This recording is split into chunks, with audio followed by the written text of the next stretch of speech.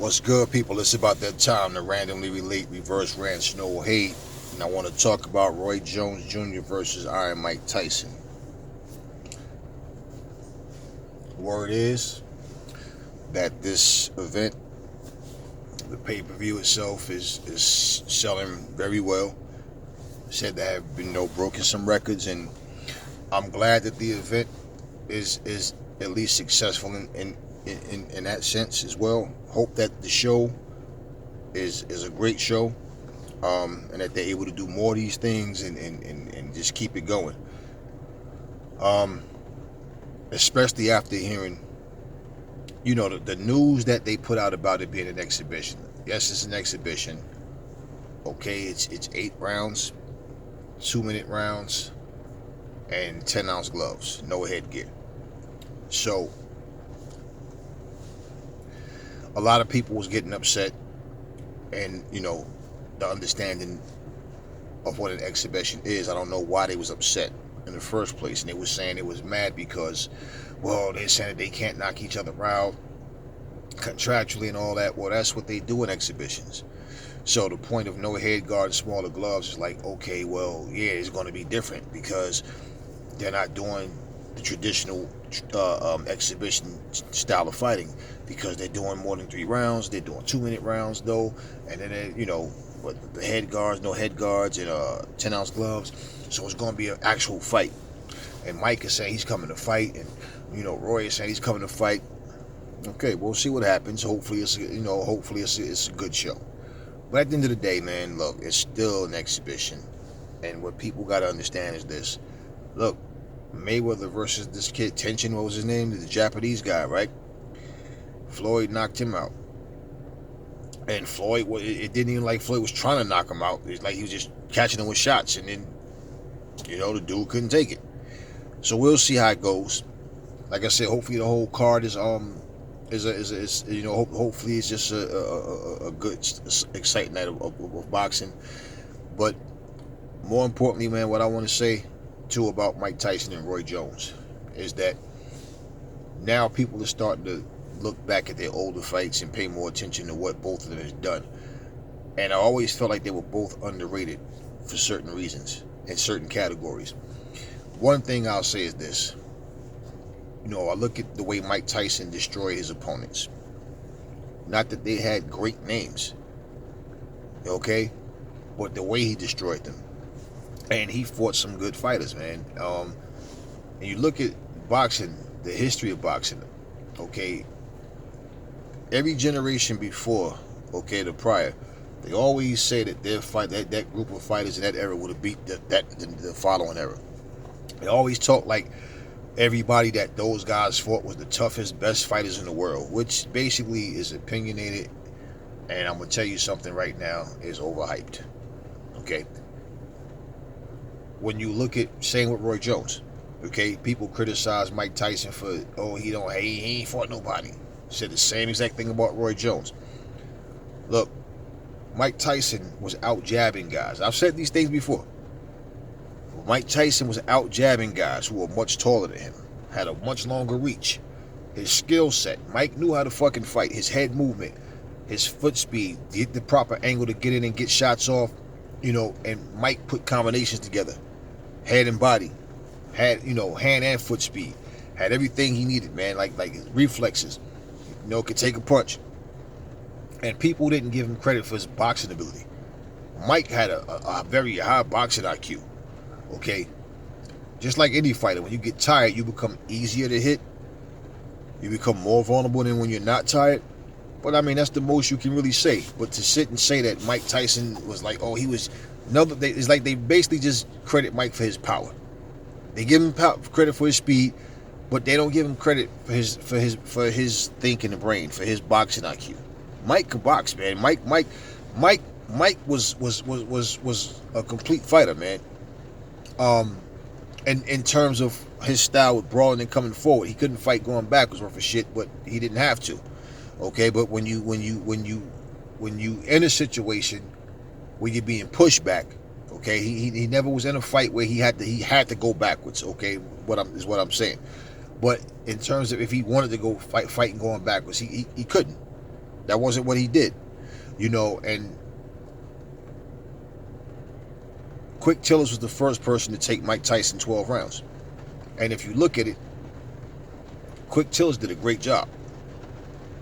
And a lot of times people say, like everybody's entitled to their opinion, but when people say that Ali wouldn't have lasted 2 rounds with Mike Tyson, and they say styles make fights, well, Quick Tillers was tried to be a carbon copy of Muhammad Ali.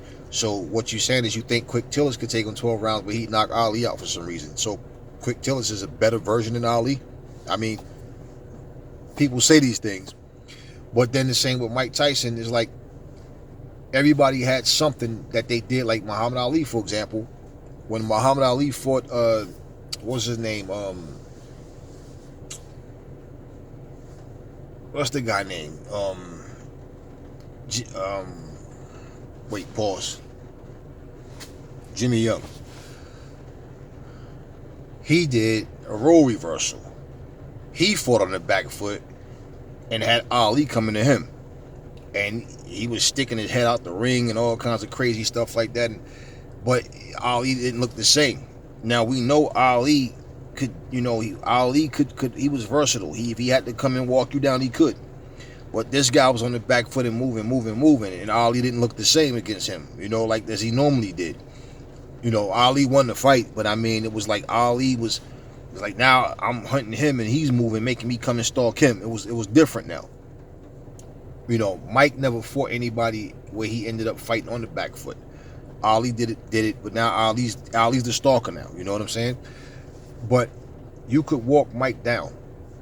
Holyfield, like people was making comparisons like how Holyfield fought him, and I'm like, yeah, it's saying like Roy Jones. I don't think Roy Jones is physically strong enough to fight Mike Tyson that way.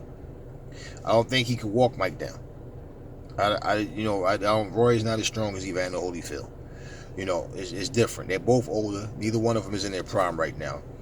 And when I look at Roy Jones fought guys that was way bigger than him, way taller than him, and Roy was able to out-jab them. Roy doesn't get credit for his all-around boxing ability either. They credit his reflexes and his athleticism, and they overlook like Roy had no jab. No bullshit. Roy had a jab. Roy had one of the best jabs. Roy just didn't use his jab a lot in a lot of fights because he didn't have to. But we've seen Roy Jones use that jab, and Roy Jones and he don't get enough credit for his defense either. People, yeah, but he was just like, well, listen, it doesn't make a difference. It lasted as long as it lasted. And as long as he was able to do those things, he was the man. Roy to me was the best boxer in boxing when he was at his best. Roy Jones don't get credit for his boxing ability, his all-around IQ, defense and offense, how he set traps for you. Roy would throw 5-6 punches, hooks with the same hand, like back to back. Like Roy Jones, people talk about the losses, and they always overlook the great things you did, and they try to skip to the last part of your career. Certain fighters just get that kind of hate. But I think Roy Jones and Mike Tyson both, they don't get that credit. Just like I don't think Ali got enough credit either. And people will say, yeah, no. When you analyze fights, when you analyze fighters, and you break down what they did against what guy and all of that, and then you want to say that this guy was better than that guy, that's your opinions. You got the right to them. But when it becomes like a politically correct thing to say, that's when it's bullshit. Because what you're basically doing is saying what everybody else say. Look, when I saw Ali fight without dancing because he couldn't dance anymore, and he had to stand there and bang, the fact that he was able to do it, and he was doing it against guys that could punch. When you look at what Ali did, and how people try to criticize, like he was a headhunter. Yeah, he was. He didn't throw body shots, and like there's things that you can point out to say no, he didn't do certain things. But that's any fighter that you look at. Certain things that they didn't do, it just wasn't in their makeup. But it doesn't mean that they couldn't beat a guy just because they didn't do certain things. Because overall, they had skills where they could go in there. Like Ali had heart, determination. He had a chin. Ali had grit. Ali was a tough dude, man. And Ali was a strong guy as well. But Ali, when I look at what he did, when I look at all these guys, and the differences in these guys, okay, is what make boxing more exciting. I don't think everybody should be the same. So even like when people would make the comparison, and like I remember Stephen A. Smith said if Roy Jones had Mayweather's IQ, he probably would have been the greatest of all time. First off, they're two different people, okay, and Pretty Boy Floyd is more comparable stylistically to Roy Jones, more so than when he was Money Mayweather, because when he was Pretty Boy Floyd, he let his hands go a lot more, you know. But there's still two different styles, and he doesn't have to have Mayweather's style of defense. But he said Roy never had the basic fundamentals. That's bullshit, man. And I'm like, Stephen A., what the hell are you saying, man? He didn't have the basic. No, Roy Jones was the total package. Roy Jones just didn't have to use all of his shit. That's what that came down to. And of course, like Ali, like any great fighter who has great reflexes and do things that you're taught, well, you're not supposed to do that, but they can get away with it. Yeah, you get older and then all of a sudden those reflexes are not the same and all that. Yeah, well, all you can say on that was, like I said, there's no trainer or no form of training that can save you from Father Time. And pretty much that's all that you saw in that situation. Not, oh, they just forgot how to fight. No. Doesn't matter what age you are. When it happens, it happens. Everybody doesn't lose at the same time. Everybody doesn't improve at the same time.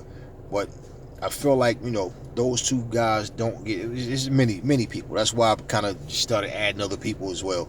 But, these two guys don't get enough credit. And all I'm saying too is this: for all of what they accomplished, I hope that people watch this event with an open mind, thinking, look, man, this is a 54-year-old and a 51-year-old. I'm not expecting these guys to go in there. They both past their primes. We done seen them both lose the guys that they would have destroyed in their primes. So we're not going in here expecting them to be what they were. And understand, regardless to what people are saying, it's still an exhibition. And I'm hoping that people feel satisfied when they watch the event, that they don't walk away like, oh, that was bullshit. Oh, nobody knocked nobody out. If it doesn't happen or whatever. But understand, these guys gave so much to boxing that even right now in 2020, we still talking about Roy Jones and Mike Tyson, and the fact that they actually fighting in 2020, and they're actually getting more attention, and then the talk kind of died some a little, training, and then now it's right back. The fight's about to happen. People bought into this thing. So yeah, I mean, I think it's a beautiful thing, man. And again, man, don't be delusional and think we're going to see, prime Roy all of a sudden, and then prime Mike all of a sudden. Regardless to the outcome, I just hope it's a great event, man. And really, that saying that, about, hey, give these people their flowers while they still here. That's pretty much what I'm saying. Okay? While they still here, understand the appreciation that should be there for what they contributed to the sport. Don't let that, be overshadowed by unrealistic expectations. And we do know, okay, in exhibitions, contractually, they tell you, like, don't try to go for the knockout. Now, like I said, with Shotland and guy go down, hey, but if it gets to the point where they really going at each other, I'm telling you right now, the ref will step in and separate that shit. That in exhibitions, that's what happens in all exhibitions. Mike knocking the guy down in the exhibition. Floyd knocking the guy out in the exhibition. If you look at the shots, like I said, Floyd was just throwing shots and he was landing. But it's not like Roy was like Floyd was trying to really go at this dude. I'm gonna knock you, but it just happened that way. You know what I'm saying? So, but again, the fact that 2020 we still talking about them, that's a beautiful thing. And hopefully after this fight, whether it's Mike Tyson or Roy Jones fighting somebody else, Roy probably won't. I know Roy needs it so bad, man. I felt bad for him watching him jog, man. God damn, like he had no bend in his knees whatsoever, man. So Roy's probably going to be done after this. Mike will probably continue, and if not, because there's other people out there. The Antonio Tarvers, they trying to get in. James Toney said he wanted to get in. Shannon Briggs. Evander said he was back, but he hasn't had any opponent. Nothing happened. So is he going to do something with Mike Tyson? against Mike Tyson, you know, in Mike Tyson's league against somebody else. We don't know. But anyway, look, that's all I'm going to say in this video. Never fall in love with lies, and remember, the truth brings hate out of people. I will catch y'all on the next video.